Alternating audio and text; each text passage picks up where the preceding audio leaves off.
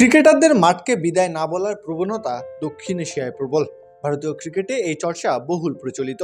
সম্প্রতি royal Challengers বেঙ্গালুরুকে দেওয়া বিরাট কোহলির একটি পডকাস্ট সাক্ষাৎকার বিষয়টিকে আবারও ভাবনার কেন্দ্রবিন্দুতে নিয়ে এসেছে। সাক্ষাৎকারে কোহলি বলেন, তিনি 2027 বিশ্বকাপে খেলতে আগ্রহী, তবে তার একটি শর্ত আছে, কেউ যেন তার সামর্থ্য এবং গুরুত্ব নিয়ে প্রশ্ন না তোলে।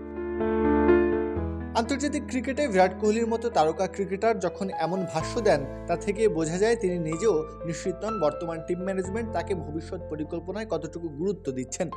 94% চিনিযুক্ত অরেঞ্জ ড্রিঙ্কস না, নিন জিরো ক্যাল অরেঞ্জ ড্রিঙ্ক পাউডার।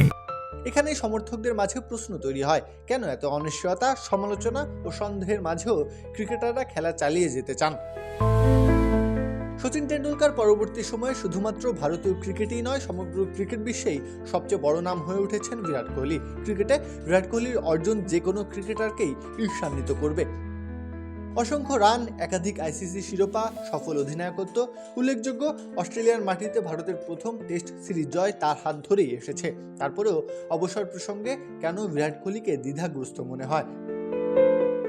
এই প্রবণতায় কোহলি একা নন, সচিন, ধোনি ও কপিল দেব সহ অনেক কিংবদন্তি ক্রিকেটারদের মাঝেও দেখা গিয়েছে। ধোনি আন্তর্জাতিক ক্রিকেটকে বিদায় জানিয়েছেন বহু আগে, কিন্তু এখনো ইন্ডিয়ান প্রিমিয়ার লিগে খেলা চলমান রেখেছেন।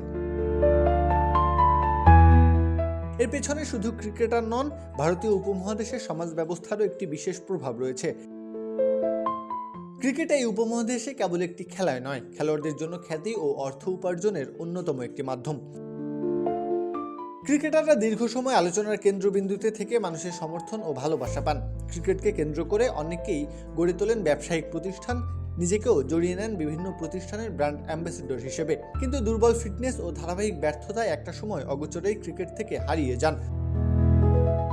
একই রকম প্রবণতা বাংলাদেশেও বিদ্যমান। মাশরাফি বিন মর্তুজা, সাকিব আল হাসান কিংবা তামিম ইকবালরা আদেও মাঠ থেকে বিদায় বলতে পারেননি। মাঠ থেকে বিদায় নেওয়ার স্বাদটা অধরা রেখে ক্যারিয়ার শেষ করাটা অনেক ক্ষেত্রেই তাই মূল্যহীন। প্রত্যহ কাব্য, খেলা ৭১।